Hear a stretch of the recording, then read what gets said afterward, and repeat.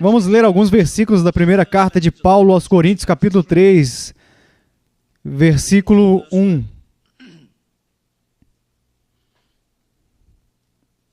1 Coríntios, capítulo 3, versículo 1. E eu, irmãos, não vos pude falar como a espirituais, mas como a carnais, como a meninos em Cristo. Com leite vos criei, não com carne, porque ainda não podieis, nem tampouco, ainda agora podeis. Porque ainda sois carnais. Pois, havendo entre vós inveja, contendas e dissensões, não sois porventura carnais e não andais segundo os homens? Porque dizendo um, eu sou de Paulo, e outro, eu de Apolo, porventura não sois carnais? Pois quem é Paulo? E quem é Apolo, senão ministros pelos quais crestes? E conforme o que o Senhor deu a cada um, eu plantei, Apolo regou, mas Deus deu o crescimento. Por isso, nem o que planta é alguma coisa, nem o que rega, mas Deus que dá o crescimento. Um dos homens mais esquecidos da igreja, chamados grandes homens, era um homem chamado Henry Valley. Ele era um grande pregador e em uma ocasião ele fez uma declaração que se tornou clássica no vocabulário dos pregadores. Ele diz que o mundo está para ver o que Deus pode fazer através de um homem totalmente comprometido com Jesus Cristo. Bem, foi um tiro estreito do acaso. Mas na plateia havia um jovem, ele não era muito instruído. Sua educação era quase zero. Mas ele agarrou aquele pensamento de que o mundo ainda não havia visto um homem 100% comprometido com Jesus Cristo. Então ele disse baixinho, bem, pela graça de Deus, eu serei este homem. Tudo o que ele fazia era vender sapatos numa loja lá em Chicago. Eu tenho certeza que alguns de vocês o conhecem. O seu nome era D.L. Moody. Sabe, quando penso nisso, sempre discordo, porque tenho certeza de que não é uma declaração verdadeira. O mundo está para ver. Você está sugerindo que Deus teve que esperar 2000 anos, que Jesus teve que encontrar um homem em que ele pudesse habitar totalmente, porque todo o seu eu e o seu pecado foram purgados dele, e ele rendeu a sua vontade e a sua personalidade e se tornou um escravo do amor de Deus? Bem, no comecinho da história do cristianismo, havia um homem totalmente entregue a Deus, de que eu acredito nunca temos visto outro desde então. Lembra que a história começa, até onde sabemos, na estrada de Damasco? E lá em Atos 26, onde ele dá o seu testemunho diante de Agripa, ele não encobre as manchas, ele não tenta minimizar o zelo perverso que ele tinha. Ele não diz tremendo e com vergonha, desculpe, tenho que admitir que eu, um assassino, ele diz, eu estava descendo aquela estrada e eu ia exterminar toda a igreja de Jesus Cristo. Ele diz que estava enfurecido, não apenas com raiva, mas possuído de raiva. Pensar que algumas pessoas estavam seguindo um homem que morreu numa cruz. Pensar que ele não iria mais ao templo oferecer sacrifícios, estimar o sumo sacerdote, iriam a diversas e maravilhosas coisas do calendário da igreja deles. Mas descendo aquela estrada de Damasco, Deus se apossou daquele assassino e o transformou num mensageiro. Ele pegou o perseguidor e o transformou no maior pregador da história. Ele se apossou do executor e o transformou no maior expositor do evangelho que o mundo já viu. Ele diz, dando seu próprio testemunho, que quando descia a estrada de Damasco, o Senhor apareceu a mim. Ele se revelou a mim. Mas depois ele diz, ele se revelou em mim. Ele disse ousadamente várias vezes, se lembram de Gálatas 2:20, mencionado aqui várias vezes, já estou crucificado com Cristo e vivo não mais eu, mas Cristo vive em mim. Eu creio que essa seja a coisa mais incrível que um homem pode dizer deste lado da eternidade, não que ele andou na lua. Não que ele esteja na lista de pessoas notáveis. A única lista que eu estou interessado é na lista de Deus. Eu tenho alguns tubarões na minha frente, eu acho. A maior coisa que pode passar pelos seus lábios é se levantar e dizer ao mundo, a carne é o diabo, aos dentro e fora da lei. Cristo vive em mim. E a vida que agora eu vivo na carne, não quando me livrar do tumulto da existência, como dizia Shakespeare, mas a vida que agora vivo na carne, cercada por todas as adversidades, tentações e lutas e todas as demais coisas, e ainda assim Cristo vive em mim. E a vida que agora vivo na carne, eu vivo na fé do Filho de Deus, o qual me amou e se entregou a si mesmo por mim. Paulo tem uma linguagem incrível, ele esquece isso tudo. Ao finalizar sua carta aos Gálatas, ele diz no versículo 14 do capítulo 6, mas longe esteja de mim gloriar-me, a não ser na cruz de nosso Senhor Jesus Cristo, pela qual o mundo está crucificado para mim e eu para o mundo. Agora, há uma coisa que você e eu nunca vimos. Nunca vimos a morte agonizante de um homem na cruz. Bem, claro que na época do Império Romano era um esporte. No momento que um homem é pregado na cruz, ele perde todos os direitos.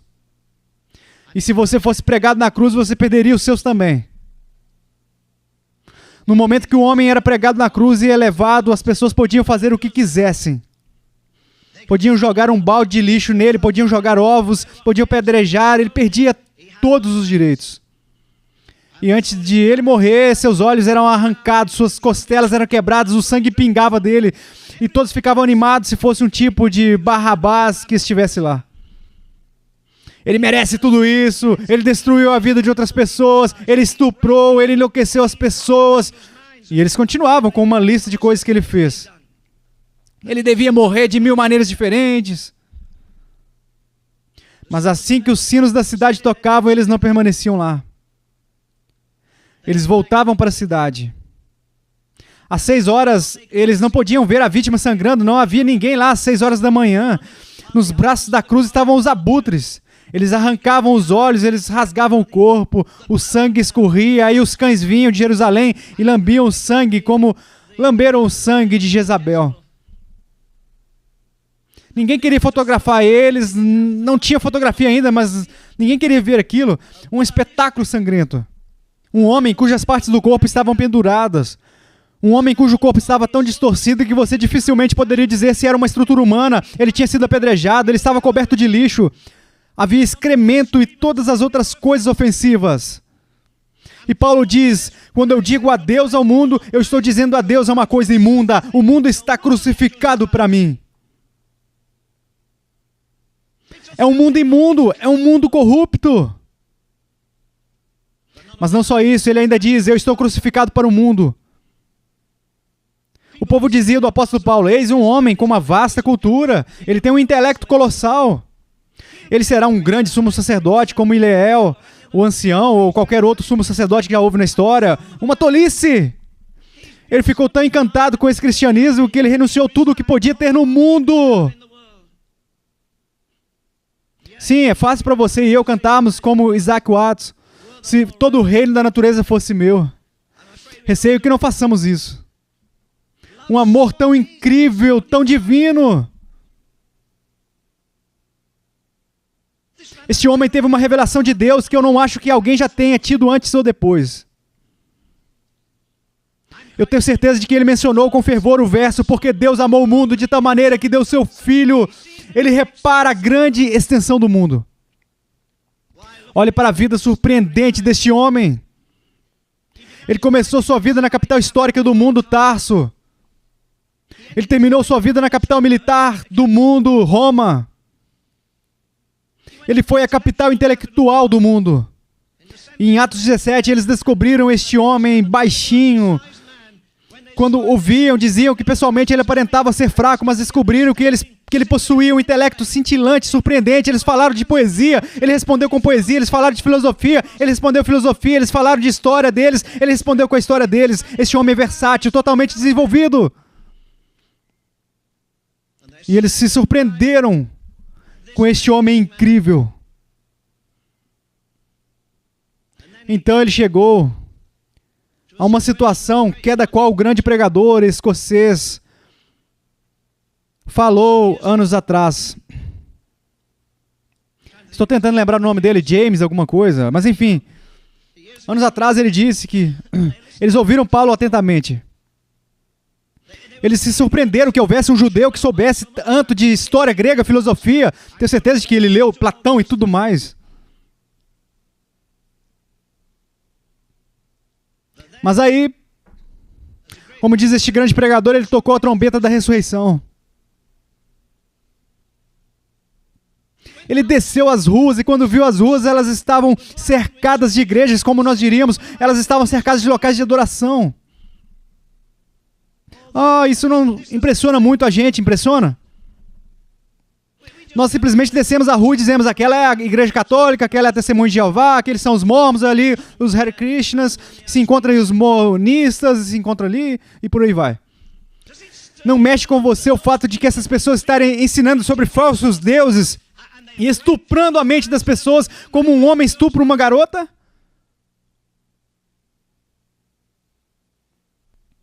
Está escrito a maneira da versão antiga em inglês, que quando ele viu todas essas pessoas, muitas com um intelecto colossal e ainda assim enganados por uma falsa religião, e está escrito na versão antiga em inglês que o seu espírito se agitou dentro dele.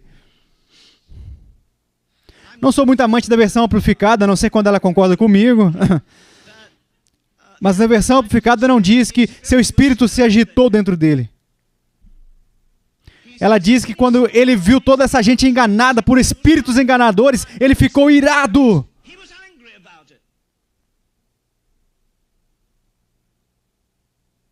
Você já sentiu uma ira santa?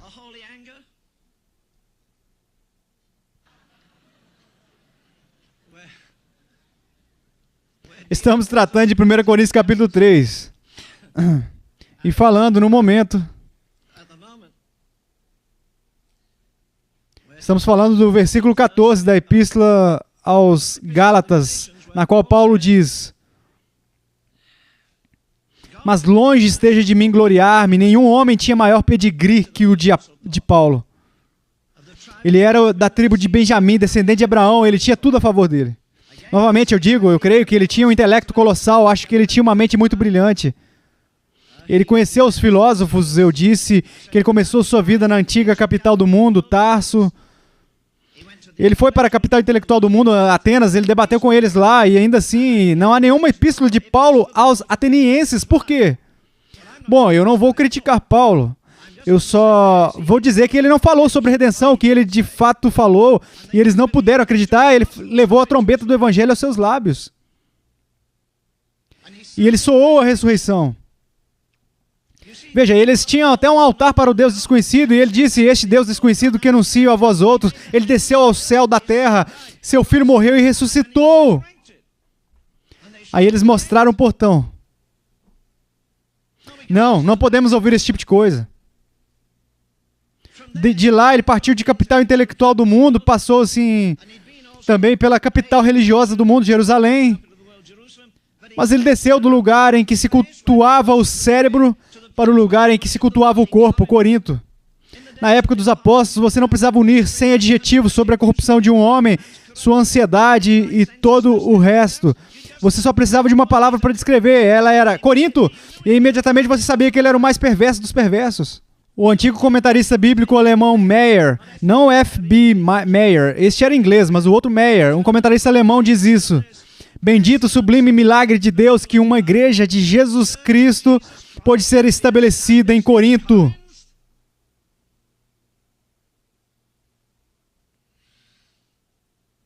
Shakespeare disse, não se pode fazer uma bolsa de seda com uma orelha de porco. Deus consegue fazer mais que isso. Ele consegue pegar o mais depravado, desprezados, rejeitados homens e torná-los santos para Deus. Está escrito em 1 Samuel que ele levantava os mendigos do monturo e os tornava príncipes de Deus. Eu lembro que há uns 15 ou 16 anos atrás, trabalhando com o David Wilkerson, naquela época em que ele era pouco conhecido, e mesmo assim tínhamos o salão lotado. Este lado da capela de oração estava ocupado pelas garotas e este outro pelos homens, e um rapazinho se levantou e disse: o irmão Heavy Hill precisa pregar para nós. Um rapazinho porto-riquenho, seu rosto era radiante. E ele disse: antes de ele cantar, levantaremos e cantemos o hino nacional. Oh, eu pensei, que bobagem, cantar o hino nacional logo antes de eu pregar? E eu não entendi o que ele disse. Ele não disse cantar o hino nacional, ele disse cantar nosso hino nacional. Como nós cantamos nosso hino nacional, eu pensei, os porto-riquenhos devem ter um. E ele se levantou lá e sabe o que ele começou a cantar? Maravilhosa graça, com doce o som, que salvou um miserável como eu. Eu estava perdido, mas agora fui encontrado. Foi sua graça, foi sua graça. E sabe, antes que terminássemos a música, naquele trecho, quando estivemos lá, após 10 mil anos, ele mudou para 10 milhões de anos. Não ficou tão ruim, 10 trilhões de anos. Enfim, ele cantou essa parte, sabe? Não havia nenhum olho seco, aquelas garotas haviam sido prostitutas. Alguns deles carregavam armas. Todos tinham sido maltratados. As lágrimas estavam caindo, eles costumavam fazer outras pessoas chorarem e agora estavam chorando por quê? Maravilhosa graça! É claro que Paulo amava essa palavra, porque Deus amou o mundo de tal maneira que deu seu Filho unigênito. Aí ele escreve aos Efésios e diz que Deus não somente amou o mundo e deu seu Filho unigênito, ele diz, ele amou a mim, Cristo se entregou pela igreja. Mas mais do que ter amado a igreja e o mundo, ele diz, sabe o que ele fez? Ele amou a mim.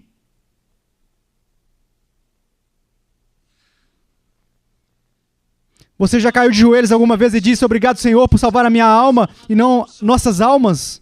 Obrigado por apagar o registro horrível do meu pecado. Alguns de vocês não tiveram muitos. E é verdade que aqueles que foram salvos mais pecados amam mais. Se lembram daquele rei brilhante que foi mencionado nessa manhã em Salmo 51? E em outro salmo ele diz, tirou-me de um poço de perdição. Esta mão aqui está envolvida com crimes e esta outra com adultério. E minha história foi estragada. E ele não está apenas pedindo desculpas. Ah, perdoa os meus pecados, agora eu vou cuidar da minha vida. Ele não está pedindo por um conhecimento superficial para que de alguma forma o relacionamento seja restaurado e tudo fique bem. Ele vai além disso, ele diz no Salmo 139, sonda-me e conhece meu coração. Prova-me e conhece meus pensamentos. Vê se há em mim algum caminho mau. Ele diz no Salmo 51, eu quero a verdade no íntimo. Oh, está chegando ao limite, não está? Não apenas na minha mente ou consciência, mas no íntimo, que a verdade esteja no centro do meu ser. Paulo finaliza sua epístola aos Gálatas. Oh, é tão bonito. Ele não diz ironicamente, sabe? Acho que fiz a coisa certa. Eu poderia ter tido uma boa influência para Deus se eu tivesse permanecido no mesmo lugar e eu tinha uma reputação mundial e... Não. Eu gosto do que ele diz no final daquele capítulo. Estou lendo da Bíblia Viva, King James.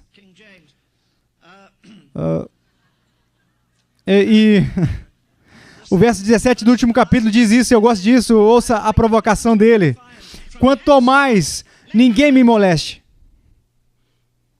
Porque eu trago no corpo as marcas do Senhor Jesus. Eu acho que na tradução do Moffatt diz, quanto ao mais ninguém me moleste, porque trago no corpo os estigmas do Senhor Jesus Cristo. Ah, ele sabia o que ele estava falando no templo de Heracles. No tempo da escravidão. O homem que fugisse de seu capataz, seu bruto capataz. Ele corria para o templo, os sacerdotes ficavam lá e eles ficavam de guarda à noite, geralmente dormindo. Mas, enfim, é assim que os pregadores são. Talvez ele tivesse que esperar o sacerdote acordar e eles diziam, o que houve? Você escapou? Sim, eu escapei. Marca-me. Bem, escolha um dos ferretes que usamos para marcar os gados aqui, ó.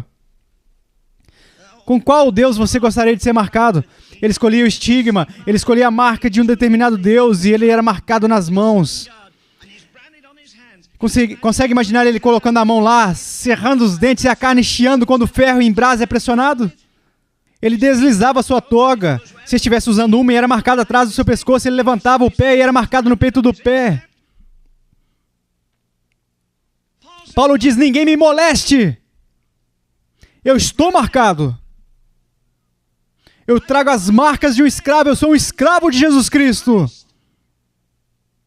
Eu não tenho vontade própria, eu não tenho direitos. Há um hino antigo baseado nesse tema: que minhas mãos façam sua oferta, que os meus pés percorram seus caminhos, que os meus olhos vejam a Jesus somente, que os meus lábios te louvem. Tudo para Jesus, todas as atribuições do meu ser, todos os meus pensamentos, palavras e ações, todos os meus dias e todas as minhas horas. Esse homem não é nenhum pregador profissional. Pregar não é uma profissão, é uma paixão. Um homem que não prega com paixão não devia nem pregar. Não é uma profissão, é uma paixão. Não há nenhuma faísca em nenhum lugar no ministério de Paulo e, graças a Deus, não nenhuma faísca de comércio também. Pedro disse que na época dele, que alguns fariam comércio de vós. Isso não pode ser mais verdadeiro nos dias em que vivemos. Eu trago no meu corpo as marcas do Senhor Jesus. Eu trago aqui na minha nuca uma marca que significa que essa parte do meu ser, meus pensamentos, minha filosofia é a de Jesus Cristo, meus ensinamentos, meus pés. Não é impressionante o quão longe esse incrível homem foi? Olhe para a sua jornada missionária sem aviões, sem trens. Deus colocou algo nele que o mundo estúpido tenta tirar dele, mas Deus colocou algo nele e eles o açoitaram 195 vezes e não conseguiram tirar isso dele.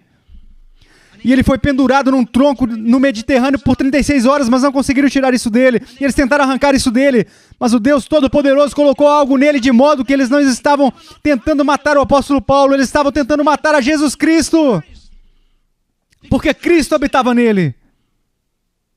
Ele diz: não sei se desejo partir ou ficar aqui, porque não muda muito em certo sentido, já que eu ainda tenho Cristo dentro de mim. E ele diz que a sua vida está escondida com Cristo em Deus. Então você vê este homem se movimentando, abrindo igrejas. Uma coisa incrível que frequentemente digo para jovens pregadores que me perguntam sobre a pregação, eu não sei muito sobre isso e tenho tentado fazer isso por mais de 60 anos. Agora, e ainda é um mistério, acho que é como o querido pastor disse nessa manhã. Sabe, algumas pessoas tiraram tudo, 1, 2, 3. Se tiverem tirado, eu jogo o livro fora. Quanto mais eu envelheço, mais eu percebo quão grande é o mistério da piedade. Porque Deus não está pairando nos nossos vitrais aqui nos Estados Unidos nessa manhã. Porque Ele não está pairando nos nossos programas de TV e rádio multimilionários com todo o brilho e performance que eles têm. O melhor ar é onde Deus está respirando nessa manhã entre os pobres e necessitados.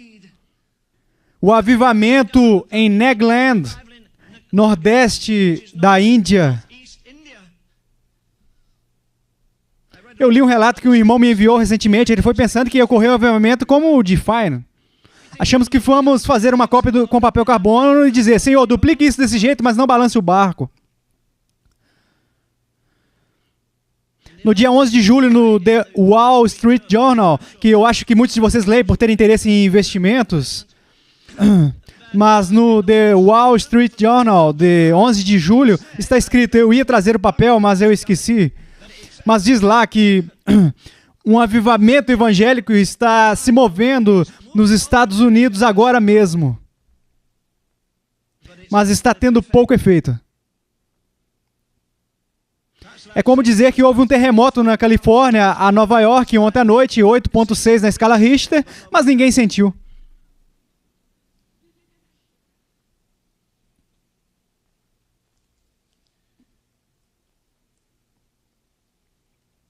Quando se fala da plenitude de Deus, o que Paulo fez logo após nascer de novo, depois daquele milagre na estrada de Damasco, Fico feliz por um homem ter se colocado de pé para ouvir o que Deus tinha a dizer naquela manhã. Ele não orou somente, ele escutou. E Deus disse: Ananias, vá à rua chamada direita e aquela é a casa. Você acha incrível Deus saber seu nome e endereço? Os homens podem esquecer, mas Deus sabe. Aí ele desce a rua e diz para ele: irmão Saulo, isso deve ter o assustado. Quer dizer, ele, Paulo, ia matá-lo. Ele, Ananias, vem e diz: irmão Saulo, o Senhor te apareceu com este propósito para te fazer um ministro. Sabe, só Deus pode te tornar um ministro, ninguém mais pode fazer isso. Eles podem te ensinar algumas coisas na escola bíblica, mas nunca te farão um pregador. O Senhor que te apareceu. Aí ele desaparece, ele vai para o deserto. Deus se revela nele. Espero que vocês entendam a minha linguagem aqui. Eu creio nesse período de 3 anos e meio, onde Paulo ficou espiritualmente grávido, entre aspas. Quero dizer que o Espírito de Deus deu à luz todas essas epístolas, as quais posteriormente Paulo escreveu. Eu creio que ele deu à luz a todas aquelas igrejas, porque ele escreve isso depois aos Gálatas, meus filhinhos, por quem de novo sinto as dores de parto.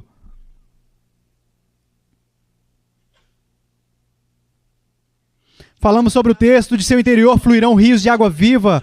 14 epístolas, se você acreditar Hebreus a ele, eu acho que ele escreveu epístolas dos Hebreus, 14 epístolas incomparáveis.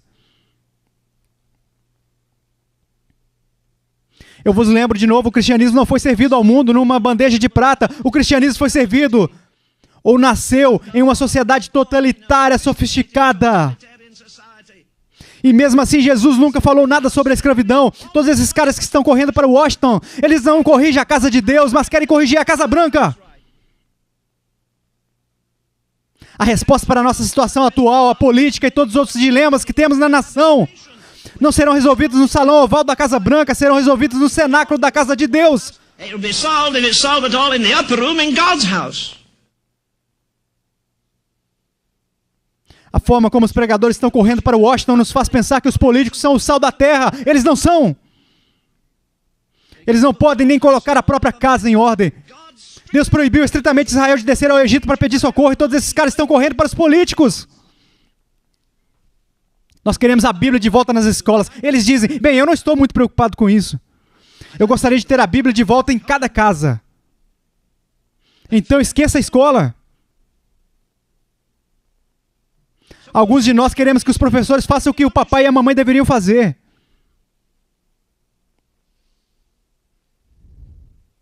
Já imaginou quando ele, Paulo, avaliou a maravilhosa cruz? Acho que fugimos deste caminho. Já viu o topógrafo na estrada? É quão meticuloso ele é. Ele pega aquele... Bem, há muitos nomes para isso. Vamos de telescópio mesmo. Mas ele olha a onda entre os dois, e ele vai para um lado e para o outro. Um homem muito cuidadoso quando está fazendo uma pesquisa. Nenhum homem avaliou a cruz, a maravilhosa cruz na qual o príncipe da glória morreu, como o apóstolo Paulo. Meu maior ganho, eu considero tudo como perda. Sim, Senhor, ele fez isso várias e várias vezes. Afinal de contas, se você colocar uma cruz no chão, ela aponta para o norte e sul, leste e oeste. Ela tem uma mensagem para o mundo todo. Se você a ergue, ela aponta para o altíssimo céu e para o profundo inferno. E os braços, como disse Charles Wesley, os braços de amor que me cercam abraçariam toda a humanidade. Paulo não tinha medo. Sabe o que ele fez? Prover a Deus que alguns de vocês amigos fizessem isso. Sabe o que ele fez uma vez? Ele disse: me põe de joelho diante do Pai. E por ele ter se ajoelhado diante do Pai, ele nunca se ajoelhou diante de ninguém.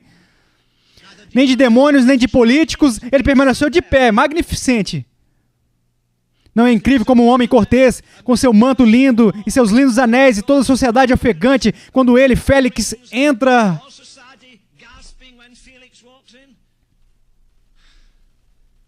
E antes que Paulo encerrasse, os joelhos de Félix estavam tremendo. Disse que Félix tremeu.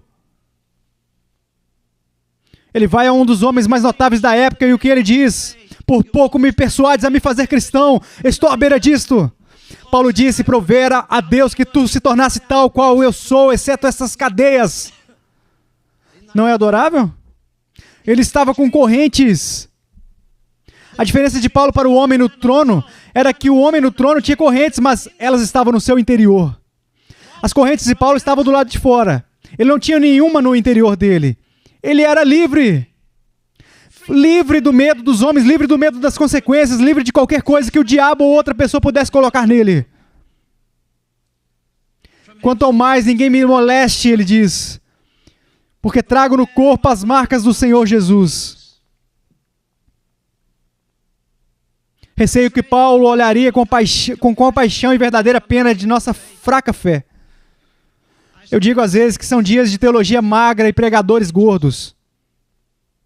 Eu estou certo que sim.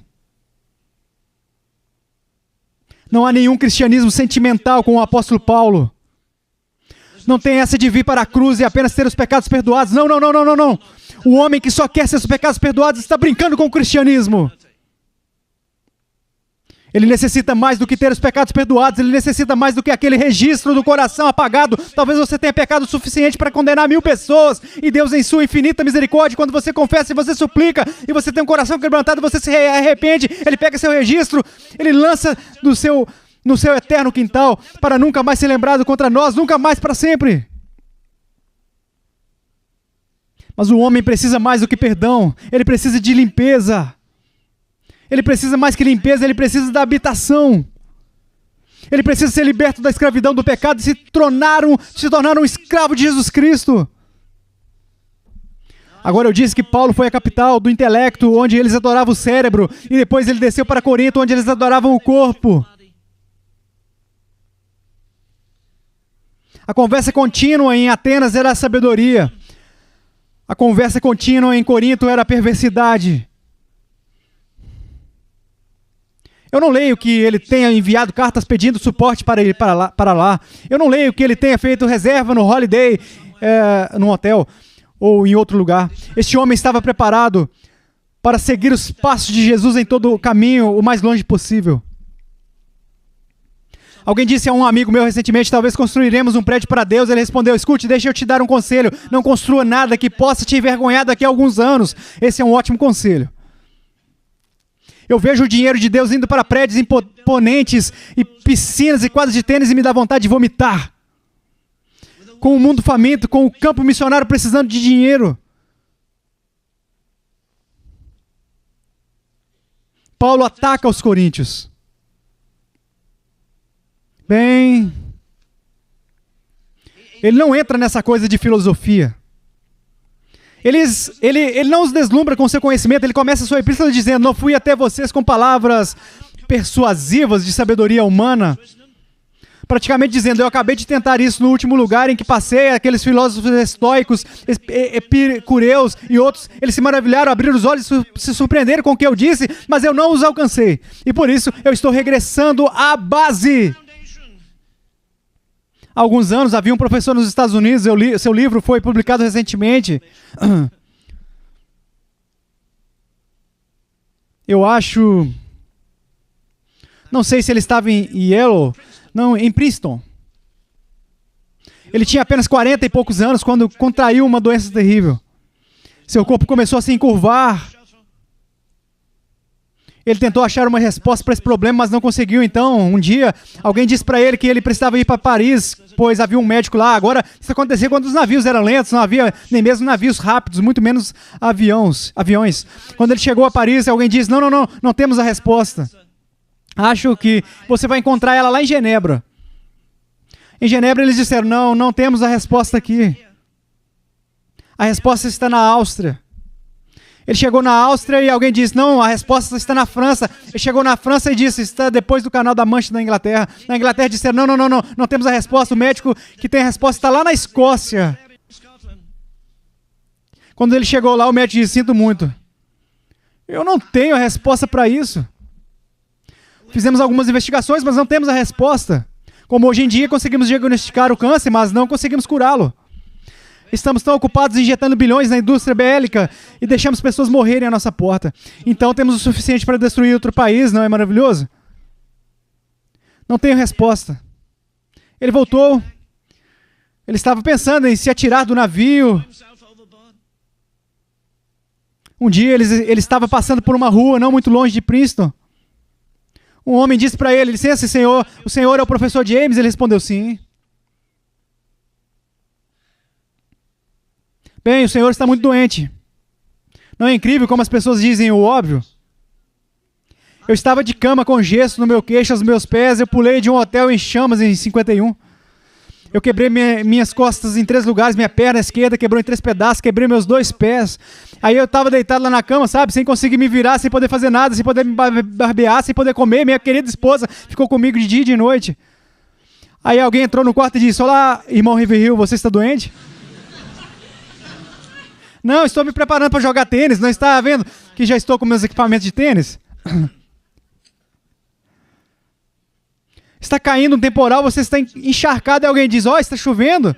Ah, obrigado por avisar. Tremendo de frio, alguém diz: está frio? Sim, por isso eu estou coberto até as orelhas, está frio. O senhor está doente, precisa achar um curandeiro. Amigo, não há cura. Percorri toda a Europa, gastei uma fortuna. Aí ele disse: se o senhor descer a rua e bater na porta de fulano de tal, diga que John o enviou. Por quê? Para ter a resposta? O professor foi e bateu na porta.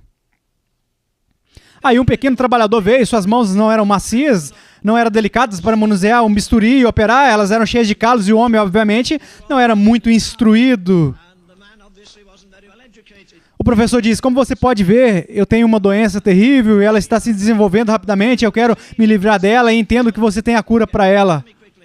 I do want to get rid of it, and I understand you have a cure for it. O homem disse: bem, eu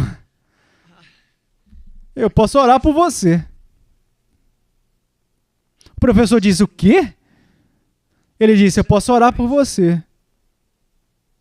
Eu posso passar óleo na sua cabeça e... O professor James disse: meu psicólogo diria isso, não vai funcionar. E meu orgulho diria: você não pode se ajoelhar diante deste ignorante, você tem 2 PhDs, mas veja, os PhDs dele não fizeram nada por ele. E toda a sua filosofia não fez nada por ele, então ele entrou na casa. E ele disse: o que o senhor disser para eu fazer, eu farei. O homem disse: ajoelhe-se. E ele se ajoelhou. O homenzinho pegou o óleo, passou na mão, o Papa ia adorar fazer isso. Ele colocou óleo na cabeça dele, eu fiz isso milhares de vezes, acho que o irmão Salerno também, alguns de nós aqui, irmãos. O professor estava aguardando. Ele pensou que um relâmpago ia cair do céu ou algo do tipo. Um homem coloca suas mãos trêmulas na cabeça do grande professor. E ele disse algumas coisas, então eu disse: no nome de Jesus Cristo de Nazaré, seja curado. O professor deu um salto. Eu senti 10.000 volts de eletricidade me tocando.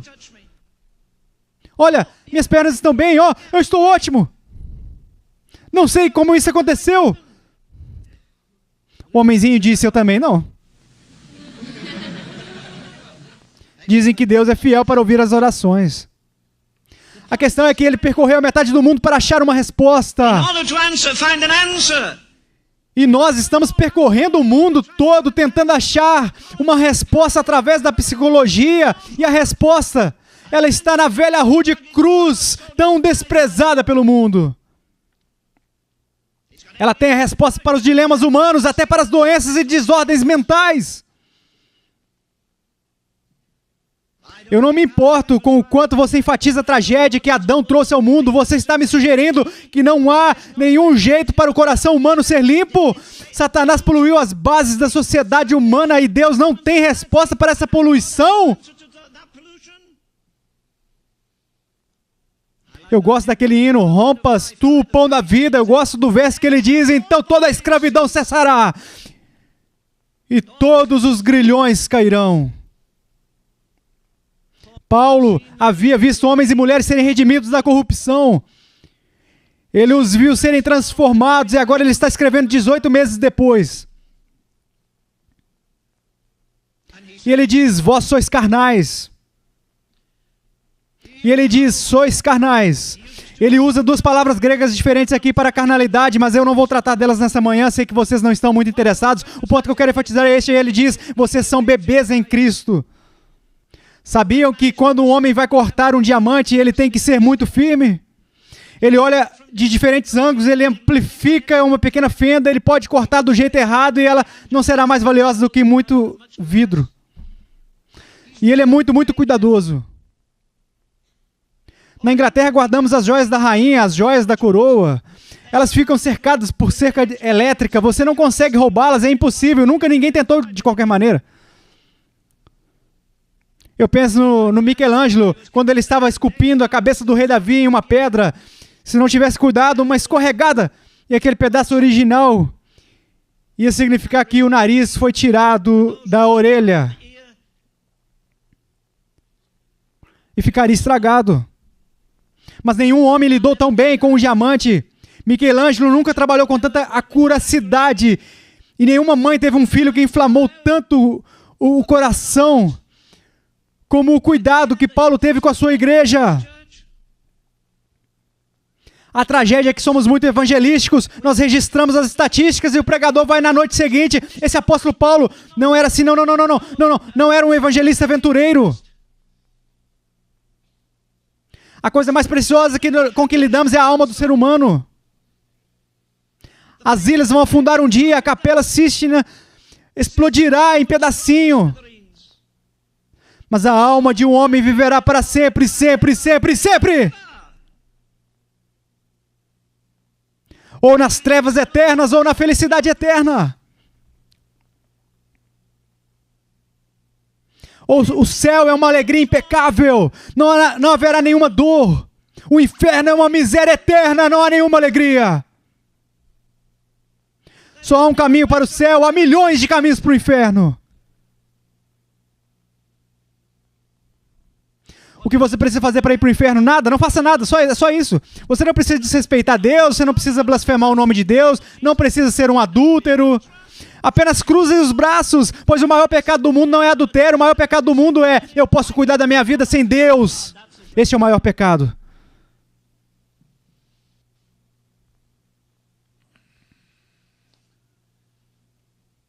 Paulo estabeleceu a igreja, mas agora ele está muito preocupado com eles. Ele diz que eles são bebês em Cristo. Se você estava aqui há um mês atrás, você ouviu Leland Paris, que é o líder da Jocum para as Américas do Norte e do Sul. Ele introduziu sua mensagem dizendo que havia estado em um culto uma semana antes com Bill Bright e outros. Bill Bright, o fundador da Campus Crusade, diz que a Campus Crusade fez uma enquete entre os cristãos dos Estados Unidos. E foi isso que ele disse, eu fiquei remoendo isso, acordado a noite toda pensando nisso. Bill Bright disse com a confissão deles mesmos, que 95% do povo americano que se diz cristão, e seria a realidade de outros países também, 95% dos cristãos americanos disseram que eram de duas ou uma, ou cristãos carnais, ou bebês em Cristo. Deixa eu traduzir isso do mundo espiritual para o mundo social. Eu não estou fazendo graça, tá bom?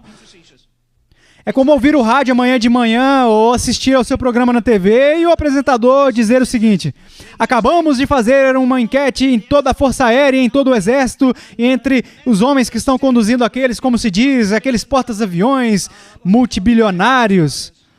E entre os homens que estão pilotando aqueles jatos ultrassônicos, entre os homens que estão dirigindo os tanques e os homens que estão cuidando daqueles lançadores de mísseis subterrâneos e mísseis intercontinentais, consultamos a todos e descobrimos que a nação está sendo operada militarmente por escoteiros juniores.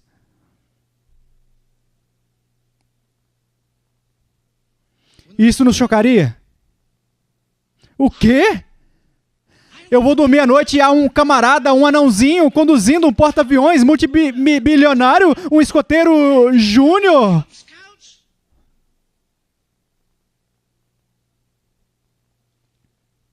Acho que se tivéssemos digerido isso, não teríamos tido nenhum culto desde então, teríamos ficado prostrados clamando a Deus, ao Deus Todo-Poderoso. Mas escute, aí está o ponto. Porque Paulo está discutindo aqui com esse povo, ele diz, porque eu alimentei vocês com leite e não com carne, vocês não digerem, vocês não têm digestão espiritual.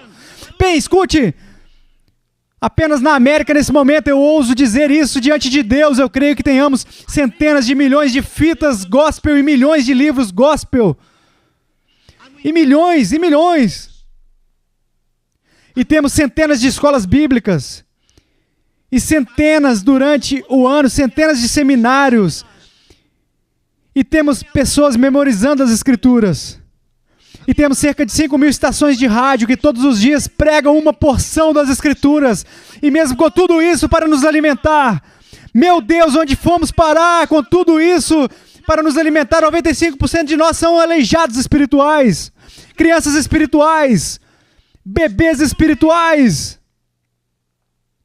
Oh, não é só essa vez que ele diz isso. Em Efésios 4, versículo 14, ele está preocupado com os Efésios lá, Efésios 4, 14, para que não sejamos mais meninos inconstantes, levados em roda por todo vento de doutrina, pelo engano dos homens, que com astúcia enganam fraudulosamente.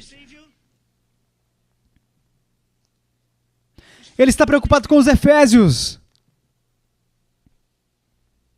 Bebês em Cristo. Por serem bebês, não podem carregar fardos.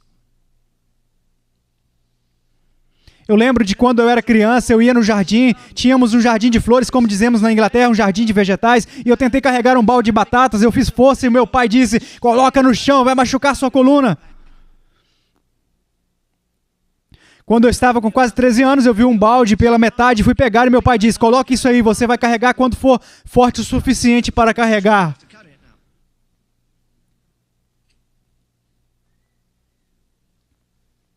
Se o Deus Todo-Poderoso nos desse a força, nossos fardos equiparados à nossa força não seria bom. O que precisamos é da força para o fardo de hoje. E eu não acredito que a Igreja de Jesus Cristo já enfrentou a hostilidade. Eu creio que o mundo hoje e algumas áreas da igreja estão cheios de espíritos mentirosos e doutrinas de demônios. Paulo tem ciúmes pela velha rude cruz. E lembra o que ele disse? Há pessoas que são inimigas da cruz de Cristo. Agora repara o que ele disse. Ele não disse que são inimigas de Cristo. Ah, não. Eles são inteligentes o bastante para não usar isso. Os mormons usam o nome de Jesus. Os monitas dizem que ter os dons do Espírito. As testemunhas de Jeová falam sobre Jesus e seu reino. Mas são inimigos da cruz. É o sangue que é uma ofensa a eles. Eles são inimigos da cruz de Cristo. Eu imagino que ele, Paulo, diria em nossos dias. Eu digo que ao descer as ruas de Atenas, seu espírito se mexeu, ele ficou irado.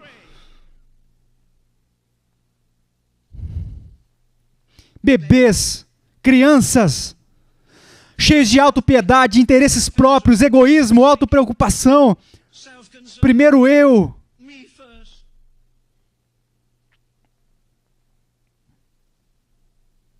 Eu nunca vi crianças escolherem muito rápido a comida, eu já vi eles desdenharem da macarronada ou algo do tipo. Se desdenharem do macarrão, não são italianos, mas outras coisas também, sabe? Geralmente é o repolho, não é? Cara, espinafre. Só se alguém fizesse espinafre ter o gosto de sorvete para ele ser gostoso.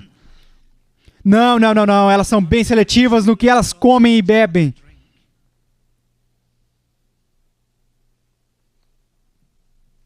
Você diz às vezes, por que Deus não me entrega um fardo? Sabe por quê? Porque Ele não confia em você, por isso. Você não é forte o bastante para carregar um fardo. Isaac Watts escreveu o hino, quando eu avalio a maravilhosa cruz, e também disse isso, se o Deus Todo-Poderoso me chamasse para controlar 6 universos, não 6 mundos, mas 6 universos inteiros, eu faria isso com todo prazer, porque Ele dá graça compensadora. Mas ele disse, eu não queria cuidar nem de 6 navios sem a direção dele. É fácil ser emotivo, não há nada de errado com a emoção, você precisa ter alguma emoção. Mas é errado quando é só emoção.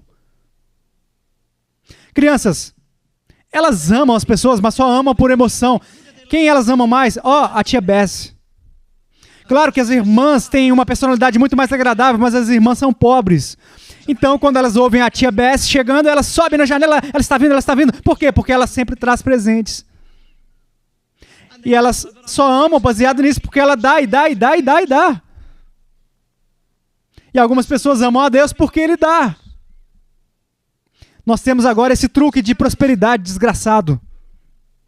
Paulo é muito claro, não é? Não foi ele que disse, Timóteo, que chegaria um dia que as pessoas pensariam que a piedade é motivo de lucro? Alguns santos de Deus não têm uma camisa para trocar.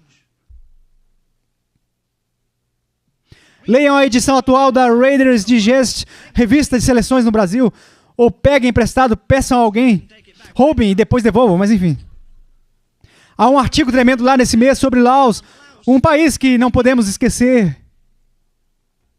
Sabe, eu não, porque eu sou inglês, esqueça a minha língua, eu não teria ficado aqui desde 1950 se não amasse o país. Deus me enviou para cá, Ele não me enviou vocês, vocês têm que estar aqui, vocês não têm opção.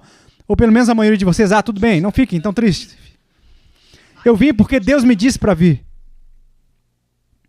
E sou feliz por ter vindo. Mas deixa eu voltar. Eu creio que a igreja está enfrentando a maior hostilidade.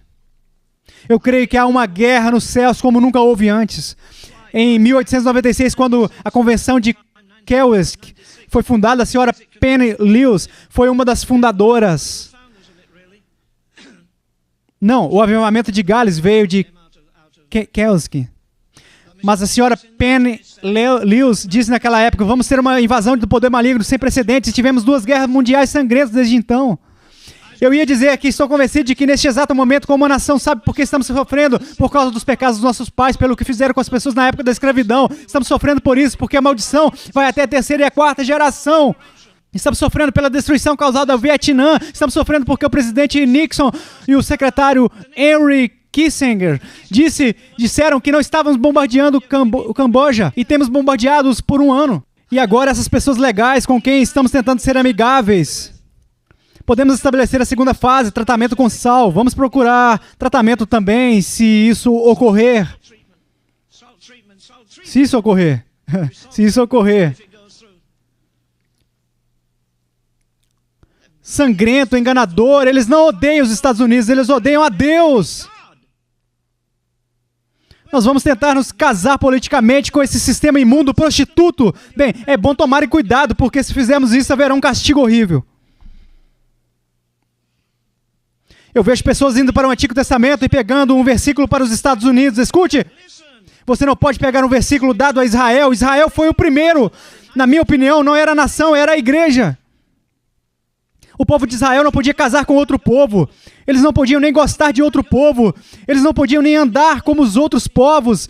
Eles não podiam se socializar com outros povos. Eles deviam ser santos para Deus. Você está sugerindo que algum dia fomos realmente santos para Deus? É verdade sobre outras nações, estou ciente disso.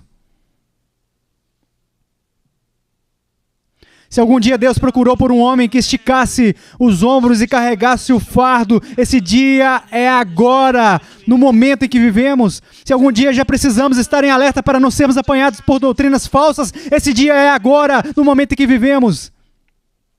Se houve um dia que precisássemos colocar toda uma armadura de Deus, meu Deus do céu, vocês sabem, tirando Mussolini, que foi o primeiro a treinar meninos de escolas em soldados, não se envia meninos à batalha. Não se envia bebês para a batalha. Eles querem mamadeiras, não batalhas. Eles querem o berçário, não o arsenal. Com que frequência você vai a um culto de oração onde se sente realmente engajado contra os principados e potestades e os príncipes das trevas deste século? Uma das coisas mais incríveis que eu acho que Jesus já disse aos seus discípulos, eis que vos dou poder sobre o inimigo. Não. Sobre todo o poder do inimigo. Isso inclui as enfermidades, sim, eu admito isso, mas não significa isso somente. Há só um poder que pode resistir à investida que está em todas as nações da terra neste exato momento. E é a igreja de Jesus Cristo ungida com o Espírito Santo. E há um ditado antigo que diz, vale tudo no amor e na guerra. E eu vou te dizer algo, se você mexer com o inferno, o diabo vai mover tudo o que ele puder contra você. Você vai ser mal interpretado, deturpado, e se você não for indiferente, indiferente não. Se você não for maduro o suficiente, isso vai te derrubar. Não é a contradição dos pecadores que te derruba, como alguém disse, é a crítica dos santos que te derruba. Eli pensou que Ana estava bêbada. Claro que ela estava bêbada de Deus.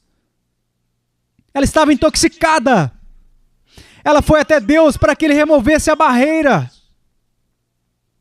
Paulo era um homem intoxicado de Deus. Ele coloca as duas coisas juntas em Efésios: não vos embriagueis com vinho, no qual há dissolução, mas enchei-vos do Espírito Santo. Por quê? Porque quando um homem está cheio do Espírito Santo, ele parece um bêbado. Você já tentou zoar um bêbado? Ele sai cantando e cambaleando e você chama de idiota. Ele diz: sim, é isso mesmo, e sou um idiota, e meu pai era um idiota. E você não pode atingi-lo, ele está bêbado, outro espírito o controla. Eu parei numa rua em Glasgow, no primeiro dia da Segunda Guerra Mundial, e um homem veio até mim, um escocês. Ele estava muito bêbado, estava inconsciente. E ele esbarrou em mim e disse: quem é você? Eu disse o meu nome. Ah, você não é o escocês, e cuspiu. Você é inglês? Sim. Você sabe lutar? Ou não, eu não sei lutar. Ah, você não sabe. Você sabe cantar? Não, eu disse, eu não posso cantar. Ele se gabou cantando: oh, ribanceiras de Max Welton, são formosas onde cedo vai Caio Carvalho. Ele quis dizer o orvalho. Mas foi isso parecido assim. Quem é seu pai? Eu disse: meu pai se chamava Walter. Ele disse: ah, meu pai era sons. E eu soube que ele estava bêbado quando ele sacou todo o dinheiro do bolso e me ofereceu. Quando um escocês faz isso, você sabe que ele está bêbado. Se eu tivesse visto aquele homem pela manhã sóbrio, eu tivesse passado por ele e dito bom dia, talvez ele não respondesse. Possivelmente ele olharia para mim e seguiria em frente. Mas há algo que tem o controle sobre ele. E, portanto, ele está muito comunicativo, ele está muito generoso, ele quer me dizer que é um escocês, e ele quer me mostrar que sabe cantar, e ele quer me falar sobre a sua linguagem. Bem, não é isso que acontece com um homem cheio do Espírito Santo? Ele é liberto da mesquinhez, ele é liberto da escravidão, ele é liberto do medo, ele é liberto das consequências. Eu acho que o diabo quase mordeu a língua quando Paulo disse isso. Porque ao final de Romanos 8, ele fala da tribulação, angústia, fome, perseguição, nudez e todo o resto. Ele firma os ombros e diz ao diabo: escute, nem coisas do presente, nem coisas do porvir, nem altura, nem profundidade, nem qualquer outra criatura poderá me separar do amor de Deus. Então volte para o inferno de onde você veio, pois está perdendo seu tempo. Você pode me separar da igreja? Há dezenas de milhares de crentes preciosos na prisão esta manhã, em buracos. Tenho certeza que o Sr. Carter espera achar uma saída. Se os reféns forem libertos, isso pode se voltar contra ele. Mas eu imagino de novo o porquê de 10 a 20 mil judeus e outras pessoas saem da Rússia todos os anos. E 7 pentecostais estiveram presos na embaixada americana por 2 anos e não podemos tirá-los de lá. E alguns dos direitos humanos dizem: mas isso é questão política e religiosa, mas eles não são humanos também?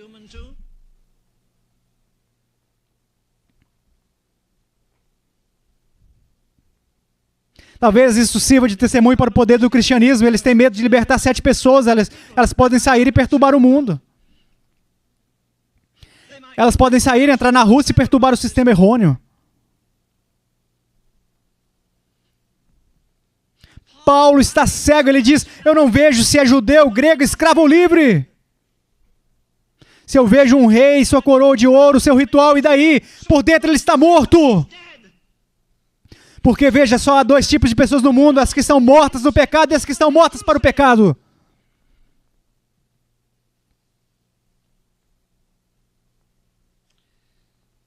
Bebês em Cristo.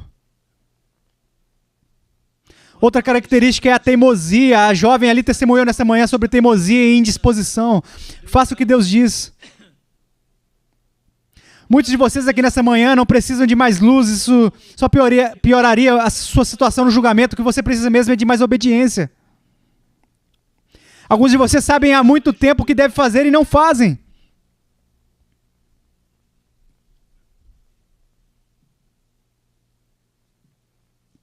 As crianças são bem melindrosas, não são? Porque se você racionalizar isso, você diz: o seu problema é que você é melindroso. Eu não sou melindroso, eu sou sensível. Você é cheio de orgulho. Eu só tenho um pouco de respeito próprio. Você tem um mau humor. Eu tenho uma ira santa.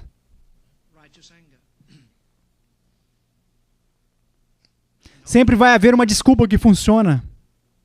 Se você quiser. Eu tenho respeito próprio, você é cheio de orgulho. Mas as crianças não são muito melindrosas, elas não se ofendem facilmente. Sabe, alguns de nós não se ofendem só pelo que os outros dizem, nos ofendemos pelo que Deus diz para nós.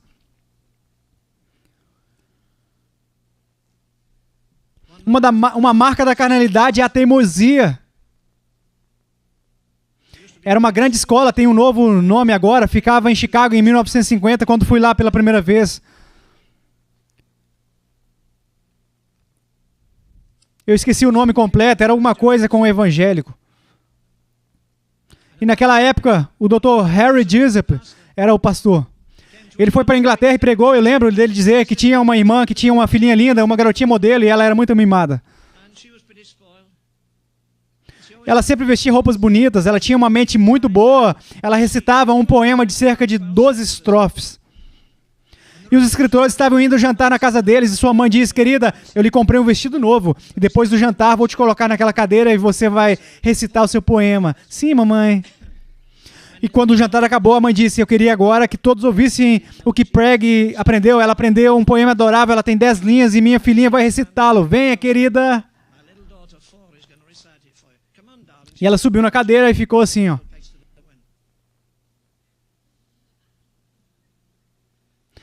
Aí a mãe disse, pegue, recite, por favor.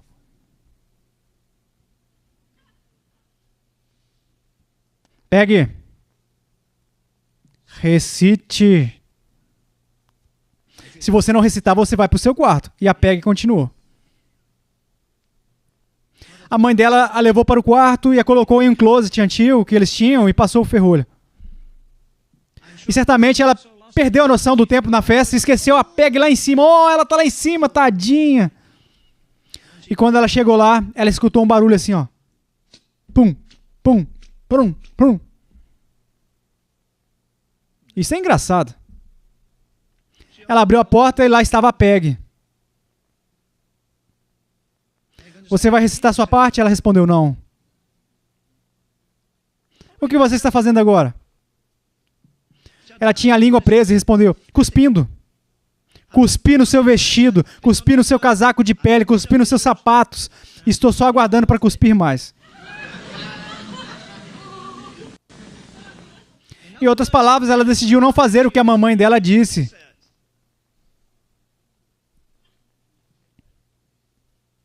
Agora vamos analisar isso por um minuto. Ele diz que são bebês e ele diagnostica o problema. Ele diz que havia inveja, orgulho e divisão entre eles. E a Escritura diz que a inveja é podridão para os ossos. Você diz, bem, tenho tido problemas com orgulho, sei ainda mais desde que fui salvo. Tenho tido problemas com o mau humor, com a inveja, com a dúvida. Espera aí. O que você vai fazer com isso? Eu pedi para Deus me ajudar. Bem, Ele não vai te ajudar. Por quê? Porque Ele disse que não. Não, Ele não vai te ajudar a controlar isso. Deus nunca excusa o pecado, Ele executa o pecado. Ele diz, joga isso na cruz, aí está pronto. Uma senhora tinha um cachorro muito bom, de pedigree muito bom.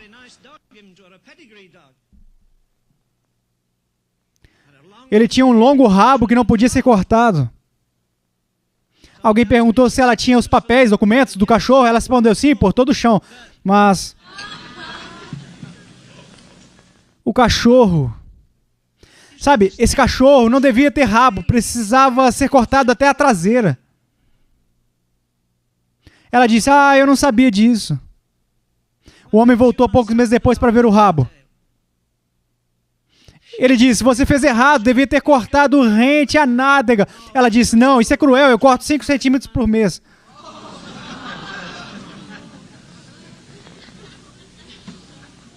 Bem, é isso que alguns de nós tentamos fazer, sabe? Eu não acho que vou ser tão carnal neste ano como fui no ano passado. Eu não acho que vou ser tão melindroso. Acho que vou progredir o ano que vem. Acho que meu temperamento não vai ser tão ruim. Não vou ser tão crítico, grosseiro. Não acho que vou ser tão fraco na minha vida de oração. Não acho que vou ser tão egocêntrico. I don't think I'll be so self-centered. Novamente, leia Romanos 7. É egocêntrico 19 vezes. E eu. E conte no mesmo capítulo quantas vezes o Espírito Santo é mencionado. Não é mencionado nenhuma vez. Por quê? Porque é uma vida egocêntrica. E quando chega ao capítulo 8, é uma vida vitoriosa. Romanos 7 é uma marcha fúnebre. Romanos 8 é uma marcha nupcial. Romanos 7 é escravidão. Em Romanos 8, Paulo canta da escravidão, tristeza e noite. Jesus, eu venho. Em Romanos 7 é dito 31 vezes. Eu. Em Romanos 8, apenas 2, no qual ele diz... eu estou certo de que... Mas 19 vezes o Espírito Santo é mencionado porque é uma vida dominada pelo Espírito no capítulo 8. É quase a última coisa para dizer aqui. Deixa eu ler um versículo novamente em Gálatas.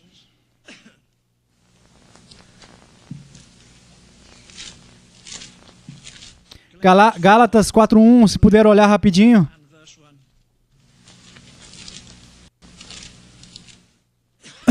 Perdão. Essa é a coisa que eu acho mais devastadora nesse nível de infância espiritual. Digo, pois, que todo o tempo que o herdeiro é menino, em nada difere do servo, ainda que seja senhor de tudo. Percebeu? Eis aqui um homem ou um garoto, digamos, de 13 ou 14 anos, seu pai lhe deixou milhares de acres de hectares de terra, um jatinho legal, um adorável jardim,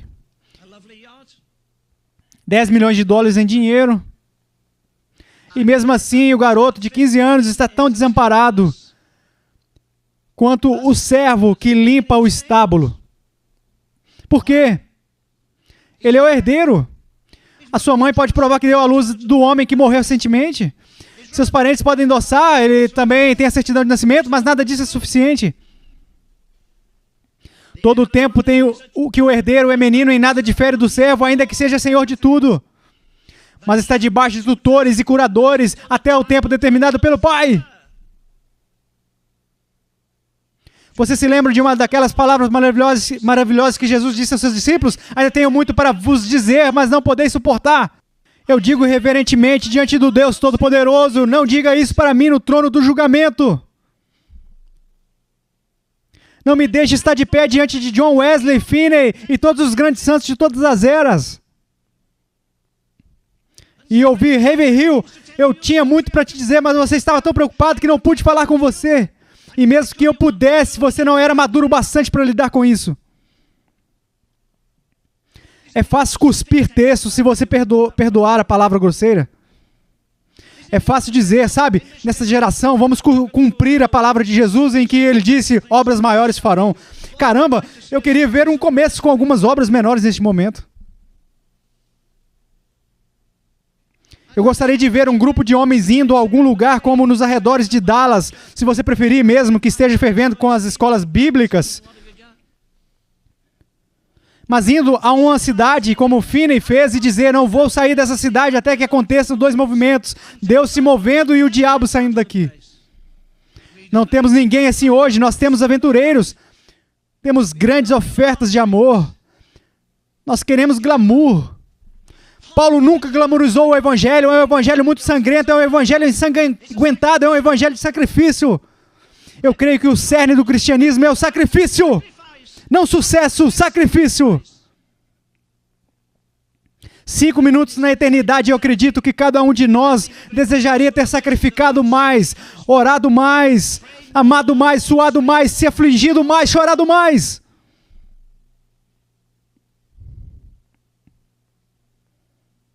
Perceba que sabemos que depois dos Atos dos Apóstolos já foi finalizar, depois dos Atos dos Apóstolos, todo o equilíbrio do Novo Testamento está na igreja, não nos pecadores. Paulo escreve para a igreja em Tessalônica e diz, estou orando dia e noite. Não. Ele diz, eu estou orando excessivamente. Ele está orando a oração fervorosa e eficaz de um justo pela igreja. Sim, pela igreja. Não para que eles saíssem da pobreza, não para que eles fossem livres da escravidão. Ele está orando pelo quê? Ele diz, eu estou orando dia e noite. Pelo quê? Ele estava orando pela fé deles. Orando excessivamente dia e noite para que vossa fé seja fortalecida. Aí ele começa a segunda epístola aos Tessalonicenses, capítulo 1, versículo 3. Eu me alegro. Por quê? Porque a vossa fé cresce muitíssimo. A oração dele foi atendida. Eles não terminaram se tornando milionários ou personalidades famosas. Eles não terminaram se tornando evangelistas, mestres e profetas. Essas coisas aconteceram lá e proveram a Deus que elas se manifestassem mais nesses dias. Eu gostaria de ver a força ágape. Aqui eu gostaria de ver a força ágape lá na esquina, no Joas e outros lugares. Eu gostaria de ver um lugar onde saberíamos que há um homem que é profeta e outro evangelista e outro mestre. Cada homem no seu devido lugar. O problema de hoje é que o pregador quer ser tudo em uma igreja mediana. Ele quer ser mestre, pregador, profeta e tudo mais. Você deve ficar satisfeito em ser uma parte da roda. Mas esses ministérios não serão dados a meninos e meninas imaturos espirituais. Deve ser uma coisa grande seguir a Jesus por 3 anos. Deve ser uma coisa grande ser um Timóteo. Por todo o amor que Paulo demonstrou a Timóteo, ele está dizendo, este é meu herdeiro, ele vai me substituir. Leia as epístolas, se você quiser aprender sobre pregação e ensino, leia as 2 epístolas de Paulo a Timóteo.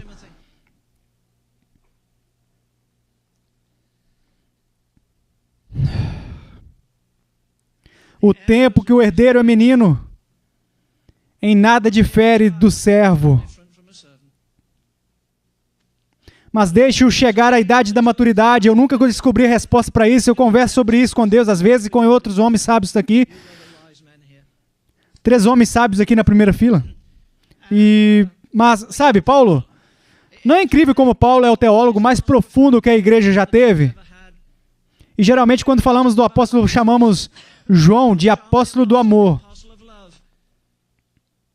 Mas ele não escreveu 1 Coríntios 13.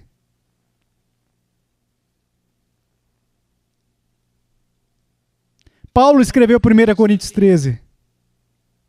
Paulo diz, querem saber de onde vem o meu sucesso? Se pudermos colocar dessa maneira, querem saber? Ele fala lá em 2 Coríntios 5:1, porque sabemos que se a nossa casa terrestre deste tabernáculo se desfizer, temos de Deus um edifício, uma casa não feita por mãos eterna, nos céus. E aí, mais embaixo ele diz, sabe qual é o segredo? O amor de Cristo me constrange. Eu falei para o Tony, há uns 3 meses atrás, sabe? Eu vi uma coisa muito ousada hoje. Ele perguntou, o que você viu? Eu disse, eu estava entrando em um prédio e dizia na fachada, amor ágape.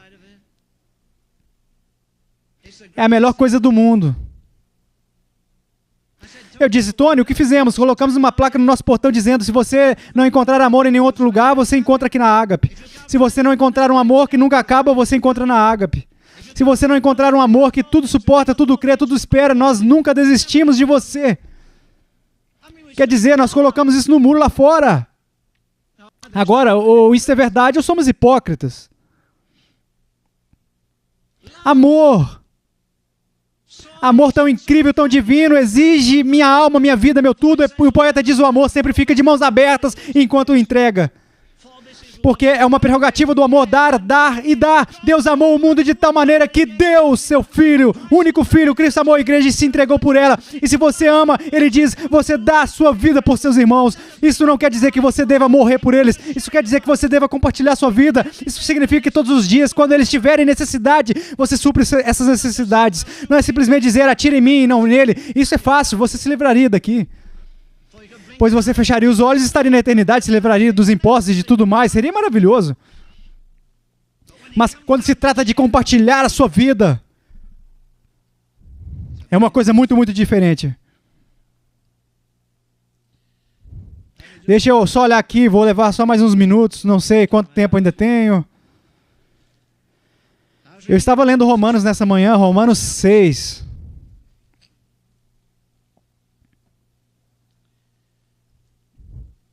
Olha, você não consegue achar no Novo Testamento o lugar em que os outros apóstolos foram salvos. Mas você consegue achar o lugar onde Paulo foi cheio do Espírito Santo.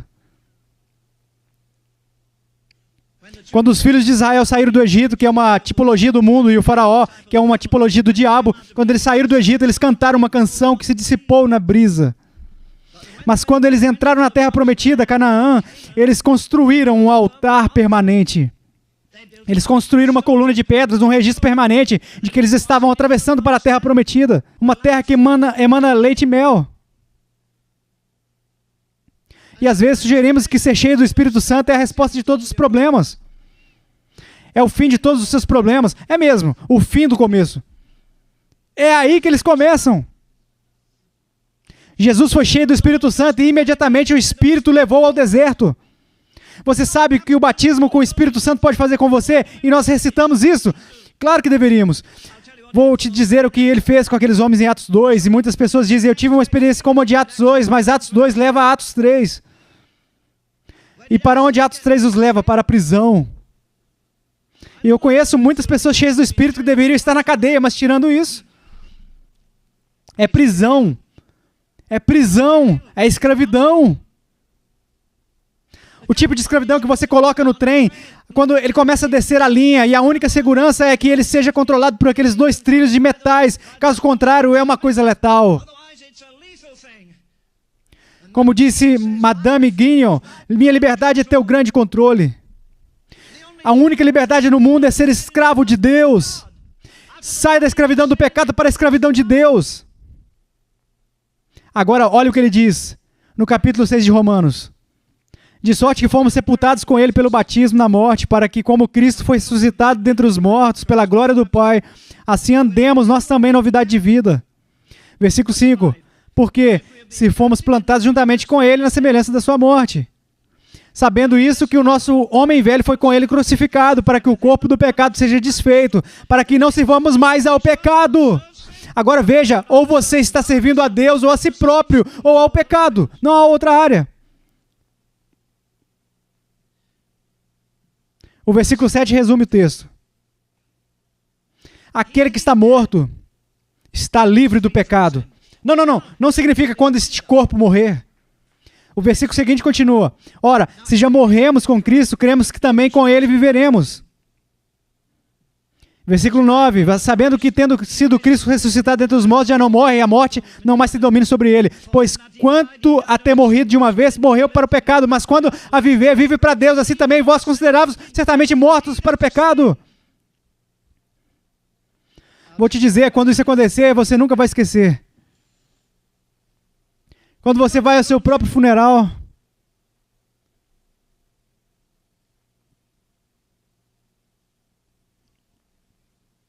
no seu folheto de hinos dessa manhã, não estou com o meu aqui. Você pode me dar um folheto, por favor? Não vamos cantar agora, mas eu gosto desse hino. Eu estava pensando nele antes do culto também, então eu me informei sobre 2 coisas no mínimo. Cantando a velha Rude Cruz e esse hino. Eu o louvarei. Olha a segunda estrofe. Embora o caminho pareça estreito, tudo o que eu reivindiquei foi varrido, minhas ambições, planos e desejos aos meus pés em cinzas jaziam. Eu disse em um culto na Escócia, enquanto encerrávamos anos atrás, que se você deixar isso ser verdadeiro na sua vida, se você trouxer suas ambições, seus planos, seus desejos, sua vida e colocar no altar, Deus queimará essas coisas. E Ele fará bem mais com as cinzas do que você faria com toda a sua personalidade. E eu disse, se alguém disser isso, levante sua mão. Algumas pessoas levantaram sua mão e eu disse, alguém mais? Uma mulher pequena levantou a mão e abaixou assim. Eu disse, eu vi isso. Ela tinha o cabelo ruivo flamejante. 15 anos depois, minha querida esposa e eu estávamos em Manchester, em um culto missionário, e o culto estava tão chato quanto uma panqueca. O último homem a falar se sentou. O homem que conduziu o culto disse, vocês gostariam de ouvir um testemunho? Sim, e ele chamou uma pequena mulher ruiva, suas pernas eram tão pequenas que nem sequer conseguia tocar o chão, ela ficou balançando as pernas assim enquanto o pregador estava pregando. Eu pensei, sim, eu chutaria se estivesse perto dele também, mas eu acho que era porque as pernas dela eram pequenas. E sabe, ela ficou de pé e aquela plateia dormindo naquela tarde, de repente despertou e ficou atenta. E ela disse, eu me lembro de estar na missão da caridade em Dundee, na Escócia, era uma tarde, eu fui para ouvir um certo pregador, Heavy Hill. Não pode ser aquela pequena ruiva. Eu tinha medo de andar no escuro, um rato passando no chão. Eu nunca entendo por que uma mulher que pesa 63 quilos sobe na cadeira, já que o rato tem 1 grama e vai derrubá-la. Você pensa que é uma escavadeira vindo? Eu não enfrentava um rato, não enfrentava o escuro, eu não ficava sozinha. E ela disse, aleluia, naquela tarde. Tudo o que eu fazia era varrer o chão de uma fábrica e o diabo dizia, o batismo com o Espírito, o revestimento do poder é somente para os intelectuais, ministros e pregadores, futuros missionários. Não é para garotas serventes, não é para uma garota que varre o chão, você não tem estudo. Mas o Reveril disse, traga o que você tem e deixe Deus queimar. E ela disse, aquele foi meu bote salva-vidas, eu corri para aquele altar naquela manhã. E ela disse, o fogo desceu e consumiu todos os meus desejos, todos os meus temores, todos os meus amanhãs. Eu acabei de voltar da África. E eu estive lá por quase 15 anos. E ela disse, não tenho mais medo. Algumas noites havia um leão na porta. Ela diz, eu virava e dizia, não estou no menu hoje à noite. Às vezes, ao andar pelo lago, no meio da noite, com um homem carregando uma lamparina, na minha frente havia um hipopótamo com sua boca aberta ou um crocodilo. Eu entregava o bebê e o homem dizia, eu vou voltar com você porque é um homem comendo. Não, está tudo bem, eu vou voltando, cantando. Garantia bendita. Deus tirou meu medo dos homens, Ele tirou meu medo da morte. Ele tirou meu medo das consequências. Ela disse, quando eu, uma menina analfabeta, fui para o seminário de Brinkhead, eu fiquei entre as 10 melhores alunas de idiomas e eu não podia escrever em inglês. Quando cheguei lá, eu fui para a Escola Internacional de Idiomas em Paris e fiquei na lista dos melhores do curso novamente. E agora nas selvas da África, vivendo sozinha numa cabana onde tenho sido aterrorizada, eu teria morrido no primeiro dia. Eu não entendo escocês, eu quero voltar para a África, onde Deus está agindo. E ela disse, aquela cabaninha cheia da glória de Deus, como um templo. De uma vida que era inútil até eu entregar tudo aos pés de Deus, até a última coisa. Esqueça a minha idade, mas na década de 30, estávamos pregando e fazendo cruzadas na Inglaterra. But back in the 1930s, we were preaching, doing crusades in England. Havia um homem chamado Dan Phillips. Ele tinha uma voz tremenda. Ele tinha sido tão selvagem como qualquer outro homem na Primeira Guerra Mundial. E ele carregava cicatrizes disso, tanto na sua mente, na sua consciência, como no seu corpo. Um dia, uma jovem o parou, ele falou sobre o Senhor, e ele foi maravilhosamente salvo, e ela era uma moça bonita. E ela o ensinou sozinha, eles iam ao culto juntos até que ele se apaixonou por ela. E eles marcaram a data do casamento, eles compraram toda a mobília e guardaram. Eles estavam em um culto uma noite e eles estavam cantando o que dizem ser um hino de consagração.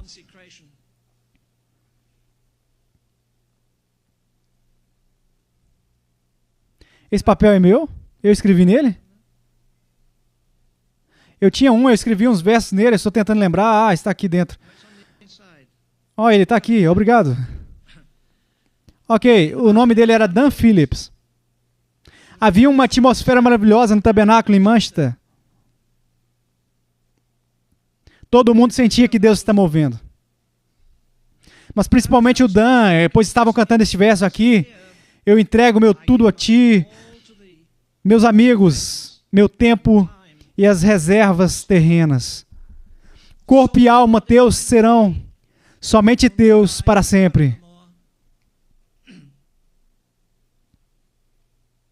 Cantemos este verso novamente, disse o líder. Aqui eu entrego meus amigos, e o Senhor disse, olhe para o lado, e lá estava a garota que ele se casaria dentro de algumas semanas. Aqui entrego meu tudo a ti, amigos. Eu quero seus amigos. Tempo, eu quero seu tempo. Reservas terrenas, venda toda aquela mobília guardada e vá para a faculdade. Ao sair, ele disse para ela, tenho que te contar algo, é muito importante. E por que não me contou ontem à noite? Eu não sabia até minutos atrás no culto.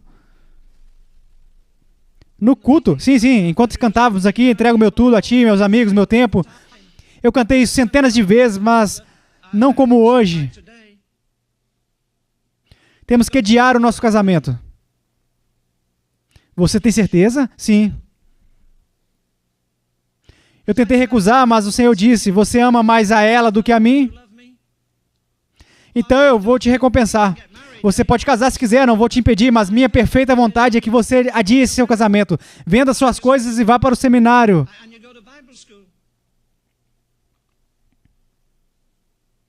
Bem, ela é um ser humano. Paulo disse que nada lhe importava, ele não disse que nada lhe machucava. Os olhos dela se encheram de lágrimas e ela disse, Dan, isso é lindo.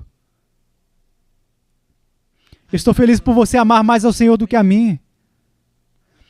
Ele foi para o seminário. Ele era o homem menos instruído do seminário. Um amigo meu estava na faculdade com ele na mesma época. E uma noite ele recebeu o fardo da oração, ele pulou da cama e saiu pelo corredor de pijamas, era uma escola só de homens. E ele correu para a sala de aula, número 1, e ele desceu para orar. E ele orou até o suor escorrer pelo pijama. Ele nem sequer ouvia a porta abrindo e fechando, abrindo e fechando, abrindo e fechando. Nas horas seguintes, todos os homens do curso estavam lá embaixo sobre os seus rostos. Aquela faculdade nunca tinha tido um avivamento como aquele, nem antes, nem depois. Eles eram todos pregadores. Eram homens que eventualmente seriam enviados para os confins da terra. Você sabe, essa bobagem sem sentido que você pode ter Jesus como seu Salvador, mas não como seu Senhor, é puramente antibíblica. Eu creio que devamos ser homens em chamas nessa situação. 95% dos cristãos dessa nação são fracos. Deus não pode lhes confiar uma visão, nem um fardo. Não se entrega joias às crianças. Elas não têm noção de valores. Não se pode confiá-los algo que exige bravura, eles não são muito tímidos. Não se pode confiá-los um fardo, senão os quebra. No meio daquele maravilhosíssimo e incomparável hino de amor que mostra o que Paulo experimentou, ele descobriu esse amor tão incrível. Ele encontrou esse amor que é sempre paciente, que nunca é rude. Ele encontrou esse amor que tudo suporta, que tudo sofre, até chicotadas, mesmo se um avivamento tivesse rompido, porque pensavam que ele era um fanático. No meio daquele capítulo incrível, ele tem um choque, eu acho. Eu nunca entendo, ele interrompe de repente e diz, quando eu virei homem.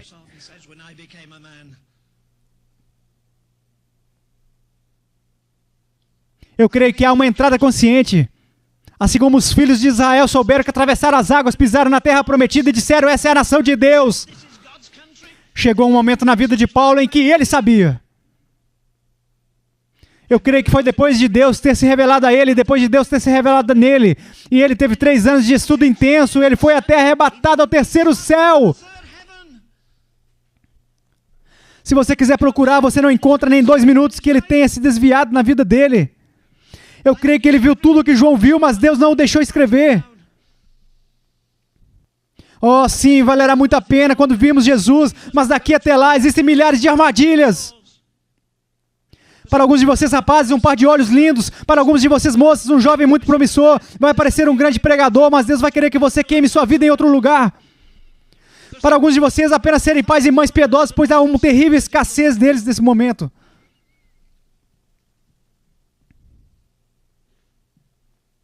Disse um compositor de hinos, meu coração pecador estava lutando para obter esse precioso descanso. Mas quando todas as minhas lutas terminaram, simplesmente confiante, eu fui abençoado. Se você vier a este altar nessa manhã, eu vou pedir para você vir por um motivo, porque tudo o que eu sei sobre um altar é que ele serve para 2 coisas. Tanto no Antigo Testamento, como depois, para sacrifício e morte. Quando eu tinha 18 anos, eu entrei num lugar uma vez onde eu ajoelhei. Eu era considerado o líder da mocidade e nós vimos algumas almas serem salvas. Eu convoquei a mocidade para nos encontrarmos em uma sexta-noite às 19 horas e oramos até às 21. Eu os reuni no domingo de manhã às 6 horas e oramos. Eu entrei na floresta de Sheer Road e eu orei sozinho. Eu chorei, gemi, porque havia lido sobre David Brenner e ele fez isso e eu não conhecia outro jeito melhor. Não tenho vergonha, ninguém mais me mostrou um padrão. Às vezes eu acho que Deus me enviou de volta aos Estados Unidos pelo que aprendi do breve e resumido livro de David Brenner. O homem que morreu aos 28 anos de idade, queimado por Deus. Quebrantado, chorando. O altar serve para sacrifício. Deus não minimizou isto. O altar é para a morte.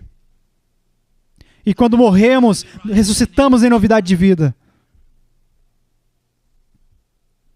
Quando o sacerdote era ungido, em Salmo 133, diz que o óleo, que é um símbolo contínuo do Espírito Santo na Escritura, o óleo era derramado na sua cabeça e descia pelo seu rosto. Não, descia pela sua barba.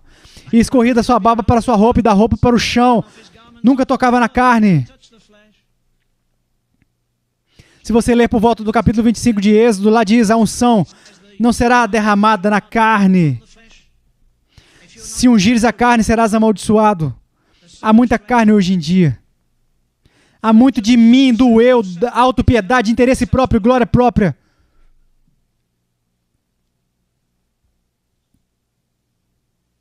Eu digo, se você vier para este altar, venha para morrer. Diga a Deus, eu vou perder todos os meus direitos nessa manhã. Diga a Ele que você prefere viver 6 meses com a unção do Espírito Santo do que outros 60 anos sem ela. Diga a Ele que você entrega suas mãos, seus pés, sua mente, tudo o que você sabe, tudo o que não sabe. Traga esse orgulho miserável que está sempre presente em você. Aquela inveja que está te consumindo. Esse ciúme que te martiriza, esse temperamento. Não peça ajuda, peça para Deus cravar isso na cruz.